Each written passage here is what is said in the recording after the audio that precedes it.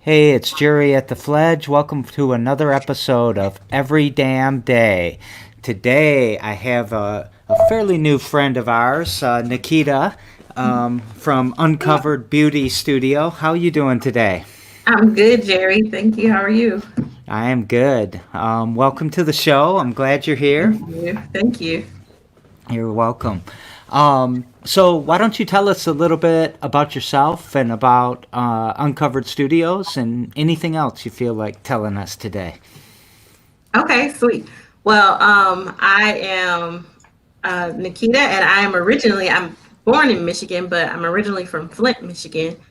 And I was born and raised there for the most part. And then my husband and I moved here to Lansing when he got a job right after, like, we got married, and probably 2 weeks to a month, we moved to Lansing. And so at the time, I was still going through school, and it was a choice between Grand Rapids and Lansing. And so we said, let's give Lansing a shot. And so the following years after that, we ended up having three children. We had one already. Um, so yeah, after finishing school, getting married, having children, I found myself becoming an entrepreneur because it just made sense for our family. With childcare costs and not really knowing anyone around here. We didn't know who we could trust to take care of our children, and they weren't all school age yet. So, so we started. I started finding things to do from home that will work for me because, with him working, he works 45 minutes away from Lansing, so it wasn't easy for us to transition between, I'll pick up the kids and you drop them off. It was all me for the most part because he was gone majority of the day. And I used to joke to people and say, I actually have a husband. Like, I'm here, but I have a husband too, because nobody really got to meet him because he worked so far and, his shifts were long. So Yeah. I just took, the schooling that I had and what was current in my life, which at that time was catering. I started doing kids' parties, and because I had little kids, I was doing birthday parties. I had just finished school for culinary arts, and I was like, okay, let's do that. So that's what started my entrepreneurial journey. Just kind of a fun fact and background to where why I even started working on my own. You didn't tell me any of this when we were preparing earlier. Now I've got so many places I want to go. Should we Yeah, start with Flint? Should we start with your entrepreneurial journey? Should we either start with way. Oh, so I've got one of my favorite shirts says "Don't forget Flint," and it's just Oh yeah. water bottles all over it. And Flint is such a sad thing to me, and has been going on for way too long, and just is the epitome or the microcosm of what happened after George Floyd, Mhm. and up until now. But what's been happening forever, and it's Right. just how tragedy after tragedy and systemic bigotry and systemic abuse happens in so many levels, and Right. how disgusting it is, but how we seem to forget so Right. quickly, you Yeah, know? I think so too. I actually almost wore my Flint Lives Matter shirt, and then I was like, oh wait, I should probably Oh, wear my uncovered beauty shirt. I should have worn my Flint Lives all right, let's pause. We got to go find our Flint shirts. Matter and come back. Yes. But So to me, you're super strong and super respected even more, from being from Flint and putting yeah. up with that and all of that. So a lot of respect for you for that. Thank you. Thank you. Yeah, it is. I mean, for us, we still have family there. We still go there as much as we can. I wish that we had the power to do more ourselves to be able to help, but we know people that are there with their boots on the ground still, and so as much as we can, try to support them, with the capacity that we have currently. Um, we'll do that as well. Yeah. So you started in catering. I didn't know that either. So Yeah. what was that like? Was that like a cottage license out of your house or something, or? Yep. Yep. It was actually just before they started the cottage license, but it came around right around, a year into that. So that gave me the permission to, really do cakes. So Jerry, I used to do cake boss cakes before it got really, really popular. I was making, bowling balls, baseballs, whatever people wanted, superhero cakes. Um, it was fun. It was fun for me, and I had little kids and they liked, seeing me make those cakes. So that was cool. So the other thing you said is that you had to figure out something that you could do at home and kind of shape your business around, raising your Mhm. kids, and daycare is outrageous. I mean, I don't Right, know, man, it's very difficult these days to have two jobs in the family, I mean, in the household, and have to right, put kids in daycare. It doesn't even make sense sometimes. right. Yeah. And so, yeah, we had to figure that out, the hard way because once, so before I moved here and before I got married, I was living in, low income apartments and I was on, assistance and, I was just doing my best. I was going to school, I was working. Um, and to go from that, and once I got married and my husband got the job that he did, they automatically classified us as middle class and we no longer received any assistance. So it was kind of like a cold turkey thing because I wanted to, get married and have a family. It became, oh, well, we can't help you anymore. And so for me, that was hard because I was always been a hard worker. And even, when I received the assistance and everything, I appreciated it, and I tried to do the best with what I had. And so once I added up the cost of what it would cost to live, I was like, there's no way. There's no way we can do this. And so that was a tough feeling. That was tough for a few years for us to feel that way. It everything points to, strong families help with strong Mhm. communities, well, strong communities don't need cops, things like Right, that. They can take care of themselves, solve their own problems, and it's the entrepreneur that often does that. They're the innovative, they're the creative, and for you to be, I mean, it was almost decentivized for you to start your right, strong family, but you did it, right, and you recognized the problem and you took it on because you're an entrepreneur. right. um, what are you up to now? I've got you just there's so many things I want to talk about. I know. So from there, we're continuing to, build our family together and do some things. I even started doing some marketing from home. There was like a couponing phase where I would coupon, and then I found this online store that basically would pay you to be customer service for people. And with online store, it was becoming up and big. And so I was like, okay, well, if I just show people how to shop at this store, I could make some money too. So there was a different ways that I was doing that. And then I wanted to encourage my husband as well because his job was pretty mentally tough. And so I said, if I'm starting to have fun doing these things that I'm doing, let's get you doing some things too. So either way, he started a Lansing area track club to help families to afford who had multiple children afford sports.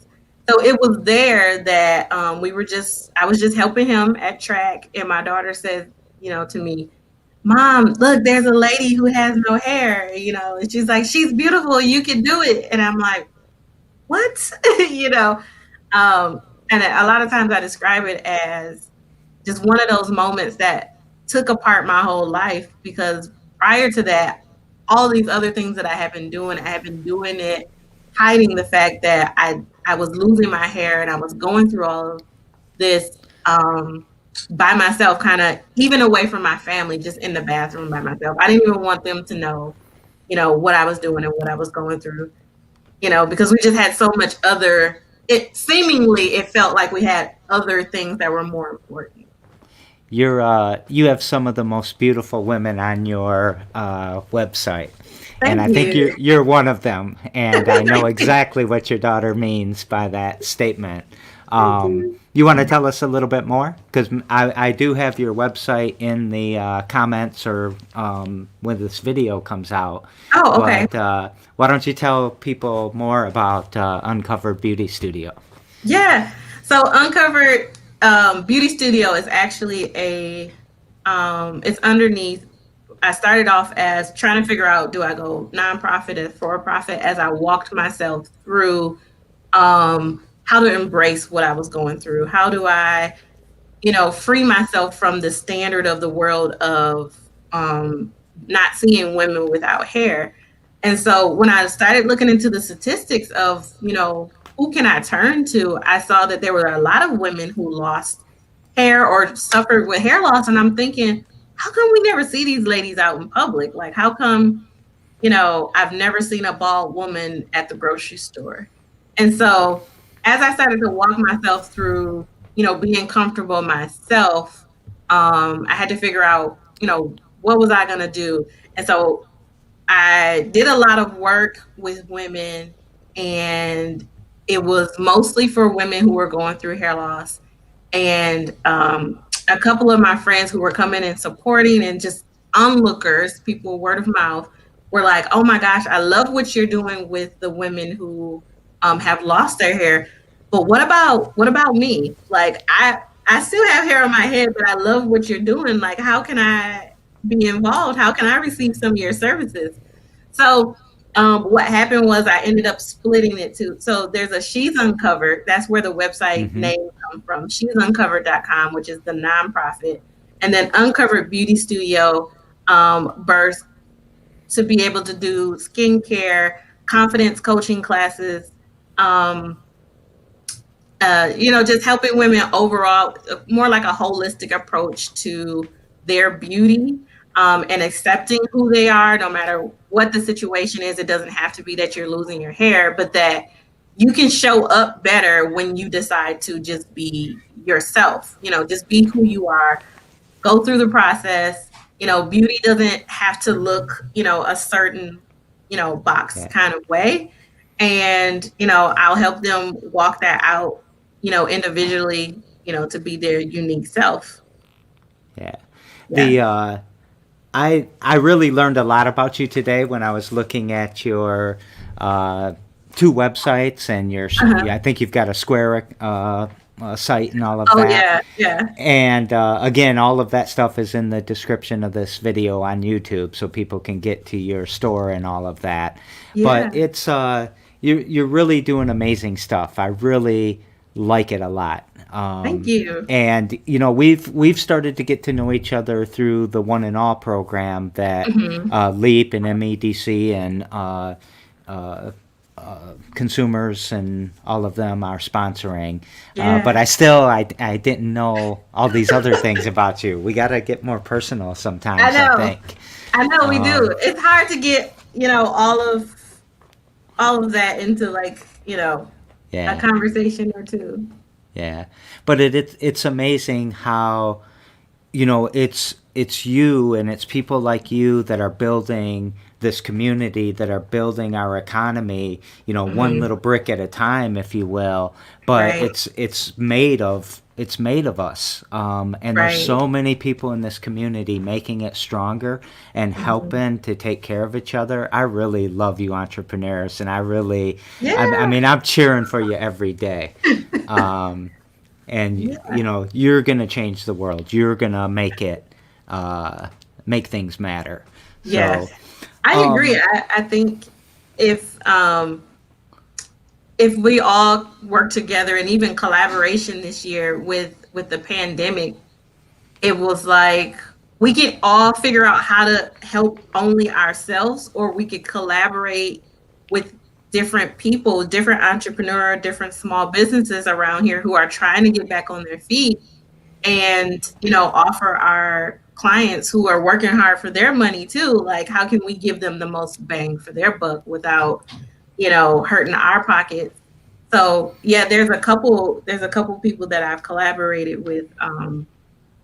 There's a live well community that we've created where it doesn't matter. I am a Christian, but I also collaborate with people who are. I'm not an inclusive person. I mean, a exclusive person. So it doesn't matter what your belief is.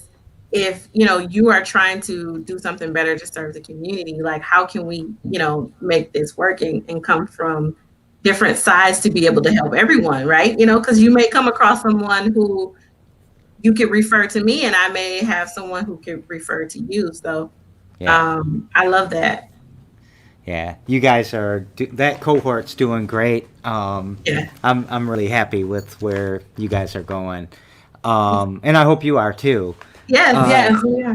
there's so I always ask everybody, what's something you do every damn day to push your mission forward or to push the needle forward? What? I would say one of the things that I do. Does it have to be one thing, Jerry? No, yeah, of course Okay. not. Well, a couple of the things that I do every damn day would be one, to wake up and pray. I pray every day just to kind of, start off with a clean slate. But then also, right after that, I'm checking in with myself to see, how are you feeling today? When you are doing, whether it's raising kids or, just showing up for other people or hosting shows for people like you're doing, Jerry, sometimes you have to just go like, is today my day off? Is today, the day that I need a break? Is today the day that I need to calm down a little bit? Do I need to pick it up and run a little faster today? So so I'm praying, I'm checking in with myself, and then doing some sort of self development. So whether it's listening to like a podcast or maybe reading a book or maybe watching a documentary about something that I've never seen before, or shoot, it could be even watching YouTube on learning how to fix something that I've never fixed before. But yeah, that I'm, learning something basically. So the first one and the third one I've heard. Yeah. The one in the middle I've not heard before. Check in with myself. And I really like it. It got me daydreaming about when I wake up in the morning, and sometimes I'm pretty anxious and I'm ready to go, but it's never a conscious conversation with myself about, hey, what's going on? Where you at? Are you ready for this? Do you need to slow Right. down? You got to check in with you. I don't think it. I've never looked at it that way. I love the way Yeah. you've put it. Yeah. I Um, think it's important, especially because Jerry, as we are doing things, right? We're doing whatever we're building. What happens when we get there? Like, is there's just still more work to do, And so sometimes there's a lot of pressure that can be put on or taken on, and to know that, what if you're already at your best and you don't want to waste your days not enjoying your best? right. I think busy is glorified, consumerism is glorified. They Hmm. try to trick us, whoever they are, Right. they try to trick us into thinking we're nothing but a producer and a consumer, and that we got to work and consume and work and consume, Right. and we don't spend enough time smiling and loving and saying, "Dang, she's beautiful," Right. and things like that. I I get it. I like Yeah. that a lot. That's great advice for people. Yeah. Or even just enjoying your space, right? So I'm looking at the things that you have around you. Um, it's like, I'm sure you'd like to sit in there and look at your pictures or your statues, or sit outside on the porch and just go like, wow, and Yeah. just be. I do that, but it's not it's more random. And Right. I think the special part is like really doing that every day, Right. and I don't mean, I think prayer is important. I think that Yeah. Yeah. sharpening your saw is important. But this to me feels like the gem of the show, Right. the advice that everyone could take away. Absolutely. So, um, so the other thing that we do is we kind of daisy chain our episodes together. So yesterday, Nick Ladorf, who's an estate planning attorney, was on, and he has a question for you. And his Okay. question is, what was it like to run your business, to run a beauty studio during the pandemic? It was tough, or it is tough because we're still Mm-hmm. technically in it. Um, Especially because I'm new. People know me for She's Uncovered, which is helping, women with hair loss, but transitioning over to being able to help all women um, in skincare. I mean, you're talking about doing facials, I'm right in your face, and I remember the day that they decided to shut everything down and say, okay, we're shutting things down. The night before, we had just done we'll do like a event where once a month we wanted to be able to help women or whoever. It didn't have to just be women because actually there were men there too. Um, Help anybody to be able to relax, and so to be able to do reduced price services so that they can afford, different things. So we're doing like sample services, come in, and so we had just done one of those, had done a facial and everything, and then, go home and hear them say like, oh, stay away from people. And I was like nervous, like, oh my gosh, do I have this thing that they're talking about? Because I was just in these people's faces, without, you know, a shield or, whatever it was. So we had to close, my whole building shut down. And that was tough because I'm like, wow, I'm just starting Yeah. and now I'm closing. And I felt like I had to take a position in the sense that either I could see this as the end of something and I'm supposed to turn around and stop, or I can see it as a opportunity to, just build slowly. And what you said earlier, Jerry, about just being a consumer, like this fast paced life, I decided, you know what? Like this slowdown allows me to really like learn how to do a business, like really learn and not feel like I'm expected to have 50 million clients in, Yeah. 2 days. How do you make $1 million in 2 days? Sign up for this webinar. But Well, so yeah, so it was tough in the sense that it was like, wow, this is different, but in the opposite direction, I decided to just embrace it and slow down. I think that you are really badass. And the reason, or another reason that I think that, is that, people panicked. Yeah, And you took it, I think it was about mindset, right? It was just a yeah, way to frame it. Yeah, it's yeah. amazing. It was. It was. And I remember, just going to the store, I was nervous because here it is where, one day you're seeing everybody, and then the next day, like, people don't even want to talk to you because, they're afraid you have something. It was like the worst thing out of a movie. But in that moment, I was just like, okay, like, I could, we could go there, or we could just see what's gonna happen. Yeah, We could just I do that. like it. I like it a lot.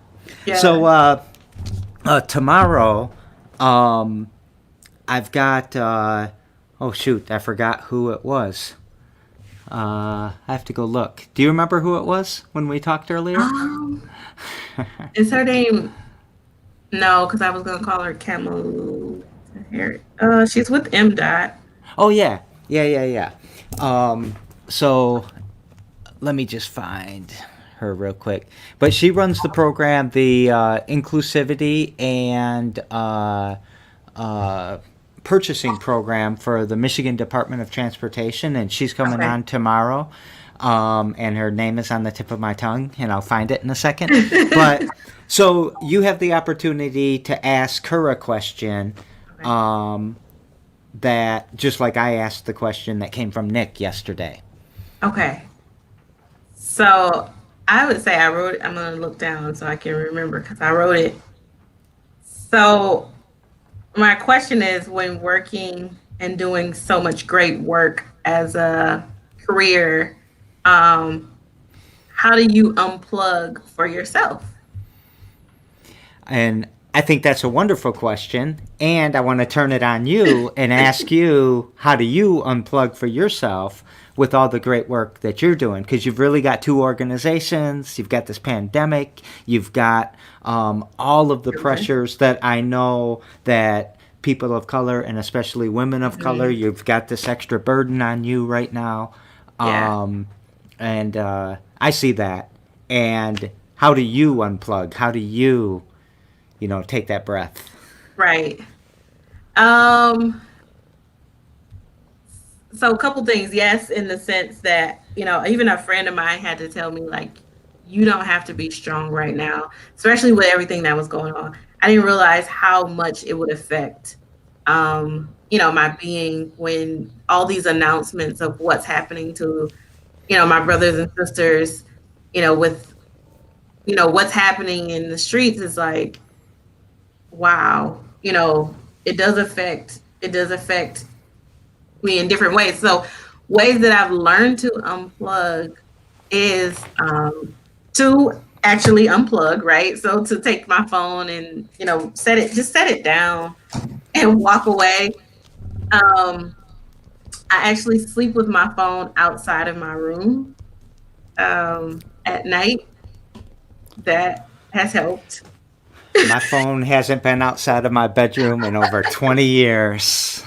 Yes, Uh, I sleep with it because, well, twofold. It helps me to get up in the morning because if the alarm's going off, that means I have to get up and uh-huh. go turn it off. But also, yes, to get the whatever it is that the phone is giving off, away so that I can sleep well. But then also, I love the water. I love, love, love water. So if I can drive to water, like this summer, Mm-hmm. we went to a cabin for the first time ever up north. Nice. A little shame to say it, but I never thought that I never could afford anything like that until this pandemic. And, it was unfortunate that some of the rental houses lost like an Airbnb contract. Yeah. And so they were allowing people to come and stay for the weekend just through a connection. I was able to afford to take my family to a cottage Nice. for a weekend. And so I was like, wow, this is really nice. No wonder people like coming up here. Hey, you said something that you don't have to be strong. Hmm. And it's kind of ironic that you said that because this morning I woke up and my wife's a fifth grade teacher, and Uh-huh. it's a very difficult job in normal times, but Yeah. online and all of this. So I don't know, I shouldn't say this, but she cries, a Yeah, lot. no, I get Um, it. and, I know that people tell her to be strong and to work through it. And so I was thinking about this phrase of be strong and telling people to be strong. And when you're telling them that, you're almost implying that they're weak, but it's not Right. really that. It's you don't have to use your strength right now, or Yeah. take a break from using your strength and relax. So I was really Right. playing with that statement because I bet that you were always strong and you were never weak, but you had to take a break from it. You had to set it aside for a moment.